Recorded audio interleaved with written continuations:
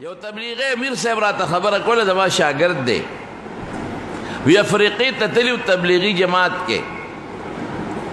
وی هلته کې چې زمونږ هغه کال خپل ورځې پوره شوې هلته ټول خلک په ځنګلو کې ګرځي او بیا په ځنګل سره خوا کې دا سمندر دریاب د ډېر زیات دریابونه دي وی مونږ ورځې پوره شوې واپس راتلو مرکز ته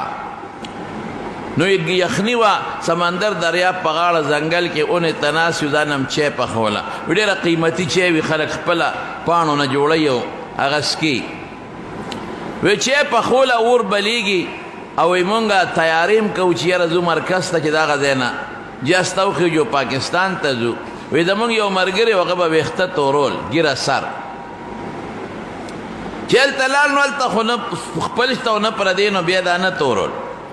چې واپس راته نو هغه وی چې ورېږه دا خپل ویښته برابر کم نو هغه سره هغه هیر هغه رنګ کلر چې دی پروت دی هغه خوش کړی دی په ډبي کې او هغه په ګومنځ رالي او ځان له ږیره لګیا د تورۍ شیشې ته ناست دی وی بیزوګانو په ځنګل کې ډېر زیات موږ سره به یې ټوقې لوبې کولې منډې به یې والې وی یو بیز راغی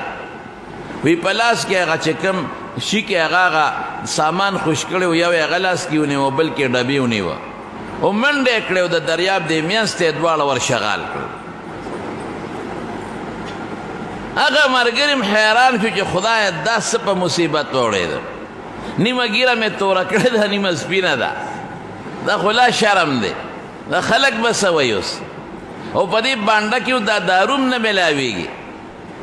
ډېر زیات پریشانه دی موږ بیزو پسې منډې والې رانه لاړه غیبه شوه او دارو یې ته غونډو غورځول وی دا اوس سوچ کوو چې دې غریب سره اوس څوک اوس نیمه خو توره ده نیمه سپینه ده دا خو شرم دی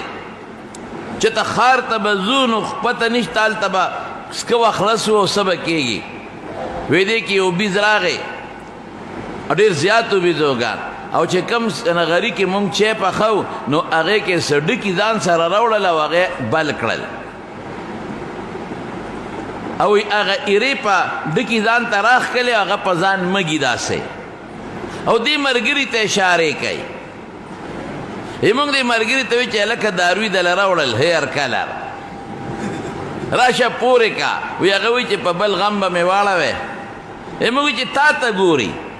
او تا ته په ګوتو اشارې هم در کوي او دی دله یقینا څه شی راوړی دی مونږ یې لکه پورې که نو که فایده یې وکړه ښه که نه نو دا دریاب دی صابون دی وبه وینځې که نه وی سړی مجبوره که وی هغه غیرې راواغېستې او دا ږیره یې پې مکمل ومږله چې ږیره یې پې ومږله چې لږ ساعت تېر شو ویښتې ټول په ځمکه راوغورځېده سړي ږیرې نه خلاص شو یا خدایا وی دې حد ته ورسېد ملګري چې په ژړا شو چې دا خلک به څه وایي چې تبلیغ له لاړ نو ږیره یې وخورېله او هسې نه چې دا سر خوړلې دا خو مصیبت دی رونخېږي بیا به څه کوم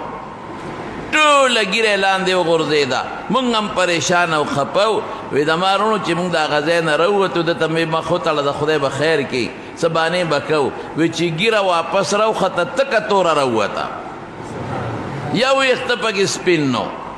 ځکه نه په دنیا کې داسې د طب سنټر ماته وښایه او داسې ډاکټران ماته وښایه چې دا سپین ویښته لرې کړي او دله واپس تور راوبس